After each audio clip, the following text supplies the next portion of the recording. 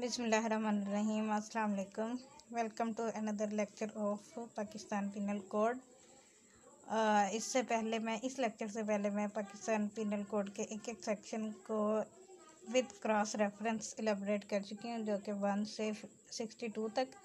और आज हम और टॉपिक वाइज में चल रही हैं, जो कि टॉपिक आपके पेपर पॉइंट ऑफ व्यू से भी इम्पोर्टेंट है, उसके अलावा प्रैक्टिकल पॉइंट ऑफ व्यू से भी ये बहुत इंपॉर्टेंट सेक्शन है। फ़ाइन के हवाले से बहुत सारे क्वेश्चंस माइंड में भी आते हैं और पूछे भी जाते हैं कि फ़ाइन की अमाउंट जितनी भी पीपीसी में आप पढ़े तो कहीं पर भी अमाउंट ऑफ फ़ाइन फ़िक्स होती है और कहीं पर फ़िक्स नहीं होती। तो जहाँ पर फ़िक्स है तो वो तो चलो फ़िक्स होगी ना, कि इतनी अमाउंट, जैसे कि कहीं पर लिखा होता है 500 फाउंड या 1500 फ़ाइन, तो वो उतना ही फ़ाइन देगी कोर्ट।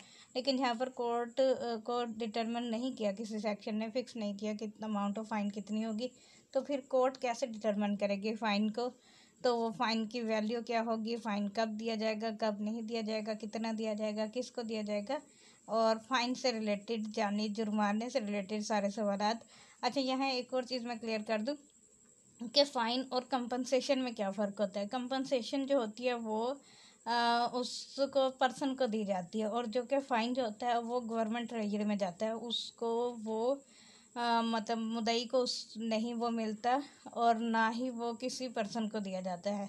लेकिन जो कंपनसेशन होती है, जिसे हम हर्जाना कहते हैं, हर्जाना और जुर्माना दोनों में फ़र्क है।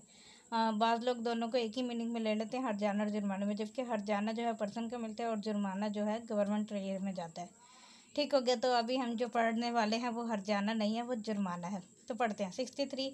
अमाउंट ऑफ फाइन कितनी होनी चाहिए। सिंपल उसने बताया है, where no sum is express to which a fine may extend the amount of fine to which the offender is liable is unlimited but shall not be excessive. Amount of fine unlimited हो सकती है लेकिन excessive नहीं। Excessive से मुराद क्या मतलब बहुत ज़्यादा नहीं होनी चाहिए। कि अब एक बंदे ने जो अगर एक फॉर एग्जांपल मुर्गी चोरी किया, तो अब उसका फ़ाइन लगाया जाएगा। अब मुर्गी की जो कीमत है वो 500-700 रुपये किलो है, या टोटल मुर्गी लगा लें 2-3 किलो की अगर होती है तो 1500-1600 रुपये की मुर्गी वो बन जाएगी ना। तो अब इतनी उसने अमाउंट की वो चीज़ चोरी की है, और उसको फ़ाइन जो अगर लगा दिया जाए 5000 रुपये का, तो ये तो सरासर ज़्यादती होगी ना। तो इसको हम कहते हैं कि एक्सेसिव नहीं होना चाहिए। अदरवाइज़ अमाउंट ऑफ फ़ाइन जो है वो अनलिमिटेड है। ठीक हो गया। आगे है जी सेक्शन 64 पाकिस्तान पिनल कोड का। Sentence of imprisonment for non payment of fine. In every case of an offence punishable with imprisonment as well as fine in which the offender is sentenced to a fine whether with or without imprisonment, and in every case of an offence punishable with imprisonment or fine or with fine only in which the offender is sentenced to a fine। अब वो कहता है चाहे तो वो सिर्फ उसको fine की सज़ा दी गई है, या सज़ा जो है वो उसको मतलब कैद के साथ फ़ाइन या सिर्फ फ़ाइन की भी सज़ा दी गई है, तो फिर क्या होगा, it shall be competent to the court which sentences such offender to direct by the sentence that in default of payment of the fine the offender shall suffer imprisonment for a certain time, with the imprisonment shall be in excess of any other imprisonment to which he may have been sentenced or to which he may be liable under a commutation of a sentence। अब वो कहता है कि अगर किसी person को accuse का मतलब सज़ा दी है कोर्ट ने, और वो या तो सिर्फ फ़ाइन की सज़ा है, या फ़ाइन के साथ इम्प्रिजनमेंट भी है, या इम्प्रिजनमेंट और फ़ाइन है, या सिर्फ इम्प्रिजनमेंट के साथ फ़ाइन है, या फ़ाइन है, मतलब किसी भी तरीके से फ़ाइन अटैच है, और उसने वो फ़ाइन की अमाउंट पे नहीं की है, तो फिर क्या होगा, कोर्ट जो है उसको in default of non payment of fine में मज़ीद इम्प्रिजनमेंट की सज़ा दे सकती है। अब वो सज़ा कितनी देगी वो अगला सेक्शन बताता है। सेक्शन 65 क्या कहता है, limit to imprisonment for non payment of fine. अगर उसने किसी शख्स को फ़ाइन की सज़ा दी गई थी और उसने फ़ाइन की सज़ा नहीं, वो फ़ाइन पे नहीं किया, तो फिर वो फ़ाइन के इन ल्यू उसको मज़ीद इम्प्रिजनमेंट दी जाएगी, और वो कितनी होनी चाहिए, one imprisonment and fine awardable the term for which the court directs the offender to be imprisoned in default of payment of a fine shall not exceed 1/4। 1/4 से ज़्यादा नहीं चाहिए। मतलब अगर उसको सज़ा दी गई है फॉर एग्ज़ाम्पल 20 साल, तो 20 साल का 1/4 अगर हम निकालें तो उस 1/4 से ज़्यादा उसको in default of payment of fine नहीं होनी चाहिए। ठीक हो गया। मतलब 4 हिस्से करें तो 4 हिस्सों में से एक हिस्सा, यानी कि अगर हम 20 को 4 पे डिवाइड करें तो 5 साल बनते हैं ना, तो 5 साल से ज़्यादा उसको फ़ाइन की मद में सज़ा नहीं दी जा सकती। इसी तरह अगर उसकी इम्प्रिजमेंट जो है वो 10 साल है तो 10 का अगर 1/4 निकालें तो 2.5 साल बन जाते हैं। तो इस कैलकुलेशन से उसको सज़ा दी जाएगी नॉन पेमेंट ऑफ फ़ाइन की मज़ीद इम्प्रिजमेंट। ठीक है। Of the term of imprisonment which is the maximum fixed for the offence. अब फिक्स्ड फॉर द ऑफेंस जैसे कि if the offence be punishable with imprisonment as well as fine. अगर कोई offence है जो कि इम्प्रिजमेंट भी है उसकी और साथ फाइन भी है, तो फिर आपने अगर पीपीसी को थोड़ा सा पढ़ा है तो आपने देखा होगा कि पीपीसी में मिनिमम और मैक्सिमम पनिशमेंट बताई होती है। मतलब ये जो है ना, बाद सेक्शन ऐसे आदेश में इसने लिखा होता है कि वो 3 साल से ज़्यादा लेकिन 14 साल से कम के दरमियान सज़ा दी जाएगी। बाद दफ़ा जो वो लिख देता है कि 3 साल तक सज़ा दी जा सकती है। अब 3 साल तक में वो 1 दिन की सज़ा भी दे सकता है, 24 घंटे की भी दे सकता है, 3 महीने की भी, 10 दिन की भी, और 1 साल की भी, 2 साल की भी। वो फिर डिस्क्रेशन ऑफ द कोर्ट आ जाती है और सर्कमस्टांसिस ऑफ द केस होते हैं। तो मैक्सिमम पनिशमेंट जो है उसकी वो 3 ईयर है, तो 3 ईयर का 1/4 निकाला जाएगा और उसका नॉन पेमेंट ऑफ फाइन में इम्प्रिजमेंट दी जाएगी। आगे पढ़ते हैं जी। 66 सेक्शन क्या कहते हैं? Description of imprisonment for non payment of fine. The imprisonment which the court imposes in default of payment of a fine may be of any description to which the offender might have be sentence for the offence. यहाँ description से मुराद imprisonment की description है, जो हम पहले भी पढ़ चुके हैं कि इम्प्रिजमेंट की डिस्क्रिप्शन 2 तरह की होती है, या तो सिंपल होती है या फिर रिगरस होती है। तो वो जो है किसी भी तरह की सेंटेंस उसको दी जा सकती है, मतलब सिंपल भी दी जा सकती है और रिगरस भी दी जा सकती है in default of payment of fine के बस।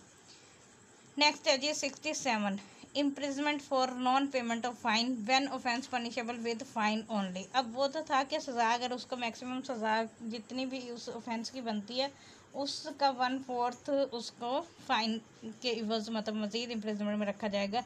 लेकिन अगर किसी का ऑफेंस ही ऐसा है कि जिसमें सिर्फ और सिर्फ फ़ाइन ही है, ओनली है, पनिशमेंट इम्प्रिजमेंट है ही नहीं, तो फिर कैसे दी जाएगी? If the offence be punishable with fine only, the imprisonment which the court imposes in default of payment of fine shall be simple, and the term for which the court directs the offender to be imprisonment in default of payment of fine shall not exceed the following scale, that is to say, for any term not exceeding 2 months, when the amount of the fine shall not exceed 50 rupees। अब ये इसका एक slab बना दिया उन्होंने कि उसमें slab से पहले हम वो पढ़ते हैं उसने पहले क्या डिस्कस किया। सबसे पहली चीज़ जो MCQs पॉइंट ऑफ व्यू से भी बहुत इंपॉर्टेंट है कि इसमें जो हमने सेक्शन 66 पढ़ा था तो उसमें उसने कहा कि इधर डिस्क्रिप्शन हो सकती है in default of payment of fine, लेकिन जहाँ पर सज़ा सिर्फ फ़ाइन की ही हो तो फिर in default of payment of fine में सिर्फ और सिर्फ सिंपल इम्प्रिजमेंट होगी। और वो सिंपल इम्प्रिजमेंट इस स्केल से, स्लैब से एक्सीड नहीं करेगी। और वो स्लैब क्या है कि अगर 2 महीने का for any term not exceeding 2 months, जब 2 महीने से ज़्यादा एक्सीड नहीं करेगी, अगर फाउंड की अमाउंट जो है वो 50 रुपये तक है, और for not term not exceeding 4 month when the amount of fine shall not exceed 100 rupees, and for any term not exceeding 6 month in any other case. अब वो कहते हैं कि सबसे पहले अगर तो अमाउंट ऑफ फ़ाइन जो है वो 50 रुपीज़ है तो फिर उसको 2 महीने की सज़ा दी जा सकती है, और अगर अमाउंट ऑफ फाइन 100 रुपये है तो फिर उसको 4 महीने तक की सज़ा दी जाएगी। और अगर 100 रुपये से ऊपर की मतलब कोई भी अमाउंट ऑफ फ़ाइन है, चाहे वो 1000 है, 10,000 है, लाख है, जितने भी है, तो उसको 6 महीने से ज़्यादा की सज़ा नहीं दी जा सकती in default of payment of fine में। ठीक हो गया। आगे चलते हैं जी। Section 68 imprisonment to terminate on payment of fine. The imprisonment which is imposed in default of payment of a fine shall terminate whenever that time is either paid or levied by process of law। अब वो कहते हैं कि imprisonment जो है वो terminate हो जाएगी जब वो फ़ाइन की पेमेंट अदा कर देगा। ठीक हो गया। जो भी जिस टाइम पर भी वो पेमेंट अदा करेगा उस टाइम वो टर्मिनेट हो जाएगी। लेकिन आगे अगला सेक्शन कहता है कि वो प्रोपोर्शन में अगर वो देता है तो फिर भी हो सकता है, तो कैसे होगा पढ़ते हैं। 69 termination of imprisonment on payment of proportional part of fine. अब अगर कोई प्रोपोर्शनल पार्ट ऑफ फाइन देता है, मतलब कुछ हिस्सा अदा कर देता है और कुछ हिस्सा उसका रहता है, तो फिर क्या होगा, if before the expiration of the term of imprisonment fixed in default of payment of fine such a proportion of the fine be paid or levied that the term of imprisonment suffered in default of payment is not less than the proportional to the part of the fine still unpaid, the imprisonment shall terminate। वो कहते हैं कि अगर तो उसने वो time जो imprisonment का फिक्स था, मतलब जैसे कि वो अभी हमने पढ़ा ना कि 2 महीने हो सकता है, 4 महीने या 6 महीने, अब वो क्या है, उसने जितना पोर्शन फाइन का पेड कर दिया है तो वो उससे कम है जितनी उसने default of payment of fine की है प्रोपोर्शनल, मतलब उसने पैसे ज़्यादा दे दिए हैं और उसकी टर्म अभी कम रहती थी जो फाइन स्टिल अनपेड है, तो फिर उसकी इम्प्रिजमेंट टर्मिनेट हो जाएगी। इसको समझने के लिए मज़ीद इलस्ट्रेशन पढ़ते हैं, बहुत अच्छी लिखी हुई है। वो कहता है ये sentence to a fine of 100 rupees. अब एक फ़ाइन हुआ 100 रुपये का और उसको सज़ा दी गई 4 मंथ्स की, जो हम पहले स्लैब में पढ़ चुके हैं।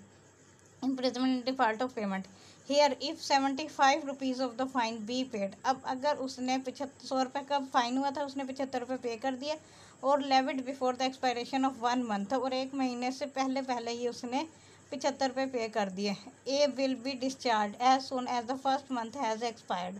अब 4 महीनों का उसका टाइम था और 4 महीनों में से उसने 3 महीने मतलब 3 महीनों की पेमेंट जो है वो दे दी, बाकी 1 महीना रहता था। वो 1 महीना पूरा होगा तो वो उसकी जो सज़ा है वो ख़त्म हो जाएगी, क्योंकि वो पूरा हो जाएगा ना। मतलब अगर 4 महीनों के 100 रुपये के हिसाब से लगाएं तो 25-25 रुपये उसका हर महीने का बनता है। अब उसने 75 रुपये पे कर दिया, तो मतलब 3 महीनों की अमाउंट उसने पे कर दी और बाकी 1 महीना जैसे कंप्लीट होगा तो वो पर्सन जो है डिस्चार्ज हो जाएगा। A will be discharge as soon as the first month has expired if 75 rupees be paid or levied at the time of the expiration of the first month or at any later time while A continues in imprisonment, A will be immediately discharged. If 50 rupees of the fine be paid or levied before the expiration of 2 months of the imprisonment, A will be discharged as soon as the 2 months are completed. If 50 rupees be paid or levied at the time of the expiration of those 2 months or at any later time while A continues in imprisonment, A will be immediately discharged।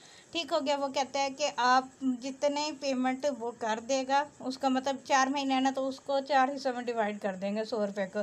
तो वो अगर उसने पहले महीने में 25 रुपये पे कर दिया तो उसका 1 महीना कम हो जाएगा, और उसने 2 महीने में 50 रुपये पे कर दिया तो बाकी 2 महीने उसके डिस्चार्ज हो जाएंगे। इसी तरह अगर उसने 75 रुपये 3 महीने में पे कर दिया तो वो डिस्चार्ज हो जाएंगे। इसी तरह अगर उसने पहले महीने में ही पूरे 100 रुपये दे दिए तो वो उसकी बाकी की इम्प्रिजमेंट ख़त्म हो जाएगी। आगे है जी section 70, fine leviable within 6 years और during imprisonment, death not to discharge property from liability. ये जो फाइन होता है या ये जो कर्ज होता है ना, ये मरने के बाद भी ख़त्म नहीं होता और वो पर्सन की प्रॉपर्टी पे जाता है जहाँ से वो लिया जाता है। द फाइन और any part thereof which remains unpaid may be levied at any time within 6 years after the passing of the sentence, and if under the sentence the offender be liable to imprisonment for a longer period than 6 years, then at any time previous to the expiration of the period and the death for the offender does not discharge from the liability and property which would after his death be legally liable for his debts। वो कहता है कि जिस 6 साल के अंदर अंदर उसकी प्रॉपर्टी में से वो रिकवर किया जा सकता है फाइन। आगे है चीज 71, limit of punishment of offence made up of several offences where anything which is an offence is made up of parts any of which parts is itself an offence, the offender shall not be punished with the punishment of more than one of such his offences unless it be so expressly provided, where anything is an offense falling within 2 or more separate definitions of any law in force for the time being by which offences are defined or punished, or where several acts of which one or more than one would by itself or themselves constitute an offence constitute when combined a different offence, the offender shall not be punished with a more severe punishment than the court which tries him could award to for any one of such offences। अब in short इसमें वो कहता है कि अगर कोई शख्स ने एक ऑफेंस किया है और वो उसके ऑफेंस के दो हिस्से हैं और एक हिस्सा ऑफेंस बनता है और दूसरा हिस्सा ऑफेंस नहीं बनता। तो जो हिस्सा ऑफेंस बनता है उसकी सज़ा दी जाएगी अगर उसने एक से ज़्यादा एक्ट्स किए हैं और वो सारे मिलकर एक ऑफेंस कंस्टिट्यूट करते हैं तो फिर उसकी सज़ा कैसे दी जाएगी। और अगर उसने डिफरेंट ऑफेंसेस किए हैं तो वो कंबाइंड करके काफ़ी सारे ऑफेंसेस बन जाते हैं। तो फिर क्या होगा, कोर्ट जितनी पनिशमेंट ग्रांट कर सकती है उससे ज़्यादा अवार्डिंग करेगी। अब कोर्ट कितनी पनिशमेंट अवार्ड कर सकती है, ये CRPC का सेक्शन 34 बताता है, जिसमें वो उसकी स्लैब दिया गया कि जो फर्स्ट क्लास मजिस्ट्रेट है वो कितनी सज़ा दे सकता है, 1 ईयर, 1 मंथ, 3 ईयर और 1 ईयर। फर्स्ट मतलब थर्ड क्लास मजिस्ट्रेट जो है वो 1 मंथ की सज़ा दे सकता है और सेकंड क्लास मजिस्ट्रेट 1 ईयर की दे सकता है और फर्स्ट क्लास मजिस्ट्रेट जो है वो 3 ईयर की सज़ा दे सकता है। तो उससे ज़्यादा की पनिशमेंट वो नहीं देगा। इलस्ट्रेशन में पढ़ लेते हैं थोड़ी सी।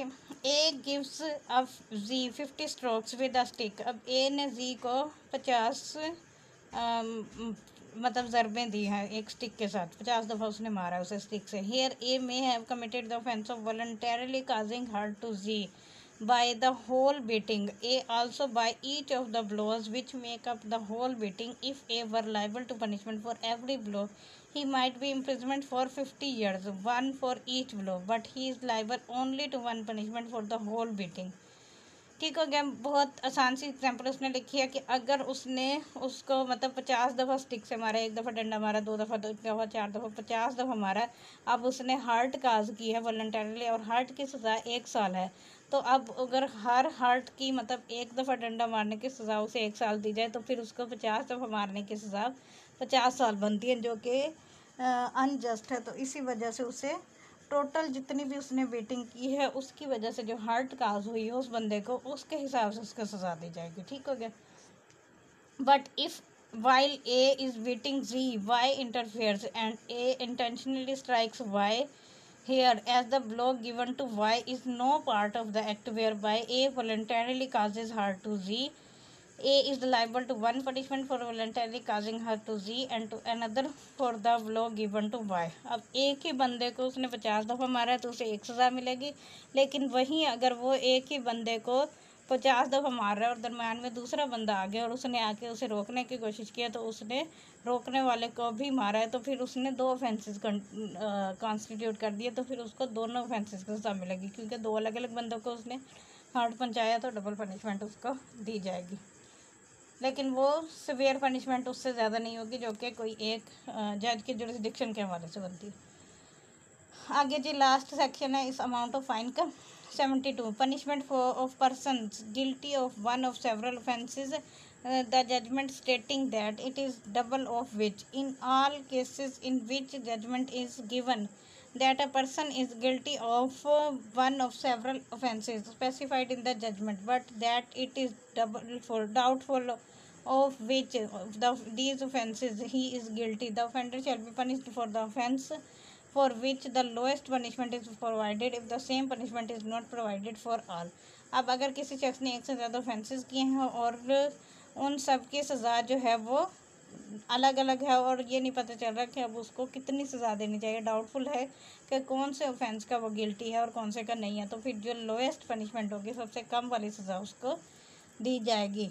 अच्छा, एक थोड़ी सी यहाँ पर मिस्टेक हो गई है, मैं वो थोड़ा सा क्लियर कर लूँ कि जो फ़ाइन है ना उसकी 63 से 70 तक फ़ाइन के हवाले से है ये टॉपिक। आगे 71, 2 और 3 में पनिशमेंट, 71 और 2 में पनिशमेंट के हवाले से बताया गया कि कितनी पनिशमेंट जो 1 से ज़्यादा ऑफेंसेस होंगे उसको, ये थोड़ा सा अलग टॉपिक बन जाता है लेकिन जो कि उसी से रिलेटेड है तो उसे में डिस्कस हो गया। आगे सॉलिटरी कन्फाइनमेंट जो है वो एक अलग टॉपिक है और इसको नेक्स्ट अलग लेक्चर में डिस्कस करेंगे। Thank you so much for listening. अल्लाह हाफिज़।